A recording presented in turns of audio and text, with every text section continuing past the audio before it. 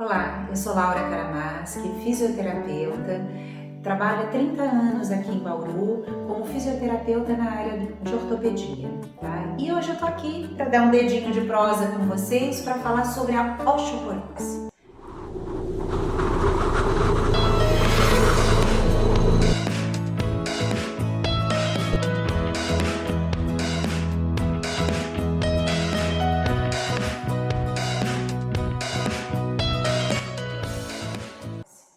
Então vamos lá. O que é a osteoporose? A osteoporose é uma doença extremamente silenciosa, ou seja, nós não apresentamos normalmente nenhum sintoma da osteoporose, né? Ela é uma doença osteometabólica que faz o quê? Com que os meus ossos fiquem frágeis, ou seja, o osso ele vai se tornando mais poroso, menos mineralizado e, portanto, com risco à fratura.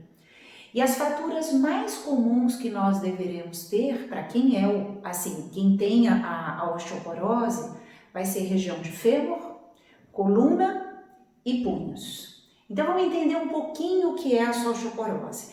Pensem primeiro o seguinte, que a estrutura óssea, o osso ele tem uma vida, né? As células ósseas elas têm um processo de regeneração e de renovação. Então, quando eu fraturo um osso, eu vou ter, depois tem uma atração de íons de cálcio e esse osso ele vai ser colado, então ele vai se regenerar, né?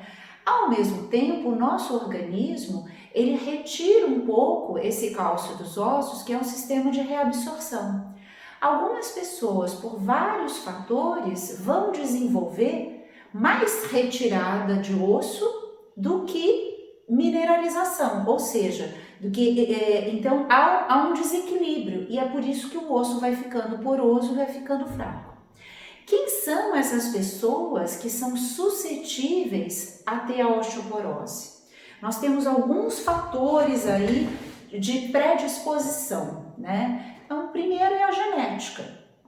Segundo, eu vou ter um indivíduo que vai ter uma alimentação pobre em cálcio, né? Eu vou ter os indivíduos fumantes, os indivíduos que vão, principalmente, fazem consumo excessivo de álcool ou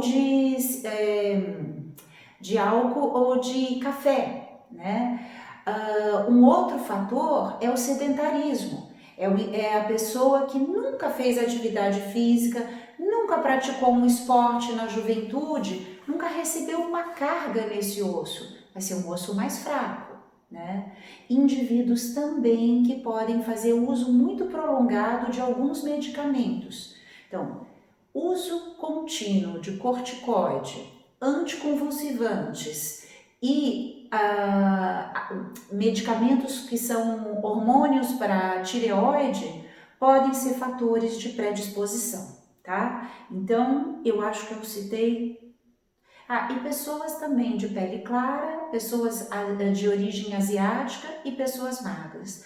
Todas essas pessoas podem ter algum tipo de predisposição.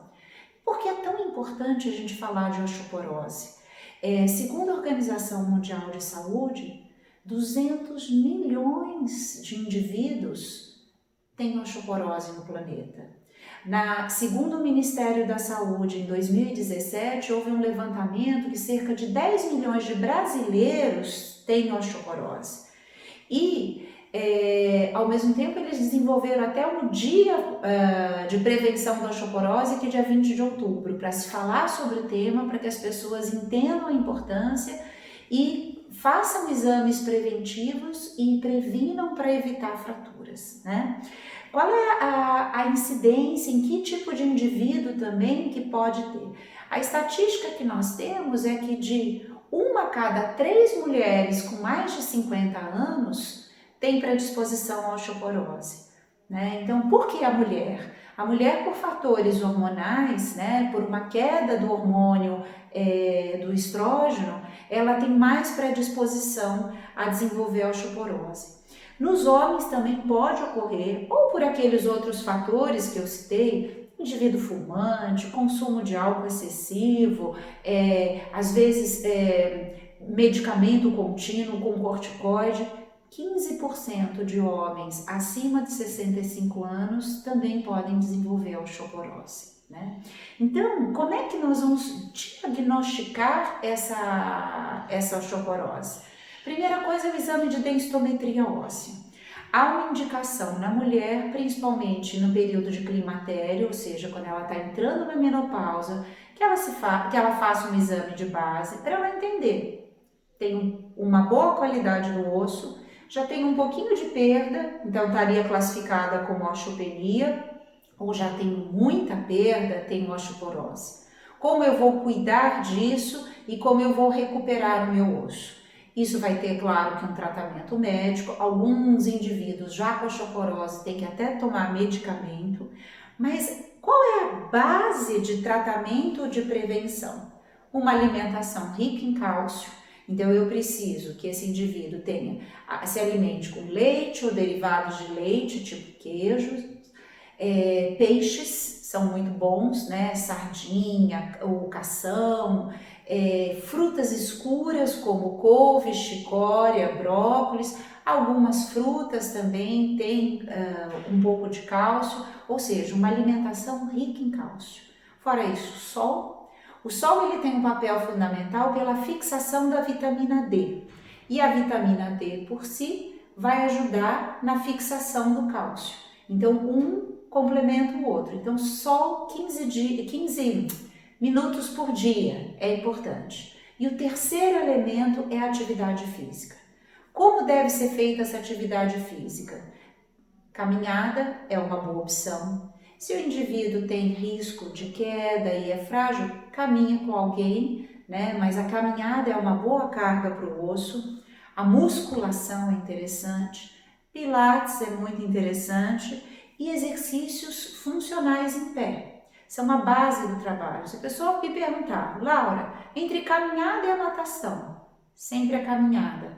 A natação ela pode ser muito favorável para outros aspectos, para a saúde do indivíduo, mas ela não tem a ação da gravidade que a caminhada tem para jogar carga no osso. Tá? Então essa é a prevenção. Agora falando em cuidados que uma pessoa idosa que tenha já um diagnóstico de osteoporose deve ter. Uso de corrimão é muito importante. Um óculos atualizado, porque se não enxergar direito o piso, pode tropeçar, cair e vir a ter uma fratura, né? Uma luzinha acesa à noite, vai levantar, vai ir ao banheiro. É importante que a iluminação da casa dê segurança. Pisos, evitar piso escorregadio, piso molhado, é um perigo. Tapetinhos que enrosquem no pé, né? O calçado, ele tem que ter um calçado firme, evitar chinelos soltos, né? Que a gente tenha risco de tropeçar, né? Os calçamentos com irregularidades, com buracos, né? E um outro cuidado é o peso excessivo. Então, se eu vou erguer um peso e eu tenho uma estrutura óssea frágil, eu corro o risco de fazer achatamento de uma das vértebras da minha coluna. É aí que a osteoporose vai gerar dor, em função do achatamento. Porque a osteoporose em si, lembre que eu falei lá no começo, é doença silenciosa, ela não causa sintoma. Mas daí a importância de prevenção.